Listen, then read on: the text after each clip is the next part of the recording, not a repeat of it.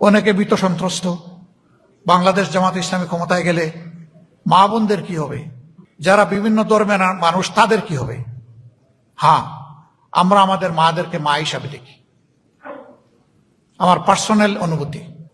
দুনিয়ায় মানুষ উপহার দিয়ে খুব খুশি। একটু আগে এখানে ফুল দিল না লোকেরা, ফুল দিয়ে আবার ফটো পিক করলেন, খুশি হয়, আনন্দের মানে বন্যা বয়ে যায় অনেকের। কিন্তু একটা মাত্র উপহার, এই উপহার দেওয়ার সময় মানুষ খুশি হতে পারে না, হাসে না, কান্নার বাঁধ ভাঙা জোয়ার চোখ দিয়ে টপ টপ করে পড়ে। এটি হচ্ছে ওই যে গোলাপের চারাটা উনি লাগিয়েছিলেন, যার নিচে তিনি সার দিয়েছেন, পানি দিয়েছেন, আগাছা নিংড়িয়েছেন, কীট পতঙ্গ থেকে তিনি হেফাজত করেছেন।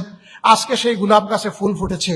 সেই ফুলটা এখন যুবকের হাতে তুলে দেওয়ার সময় মা বাপের অনুভূতি হচ্ছে, বাবা আদরে যত্নে ভালোবাসায় যে গোলাপ ফুল আমার বাগানে ফুটেছিল, ও গোলাপটা আজকে তোমার হাতে তুলে দিলাম, আমার গোলাপটাকে তুমি বাবা যত্নে রেখো।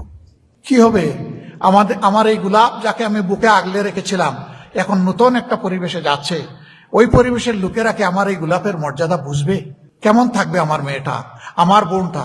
এই চিন্তায় মানুষের চোখ দিয়ে পানি ঝরে। একজন পুরুষ যদি ওই মুহূর্তের ওই দৃশ্যটা স্মরণ রাখে, আজীবন এই গোলাপের প্রতি কোনো ধরনের অবিচার করা সম্ভব নয়। যে আমার শ্বশুর শাশুড়ি কেঁদে কেঁদে তাদের গোলাপ আমার হাতে তুলে দিয়েছে, আমরা আমাদের মা বোনদেরকে এই মর্যাদায় দেখতে চাই।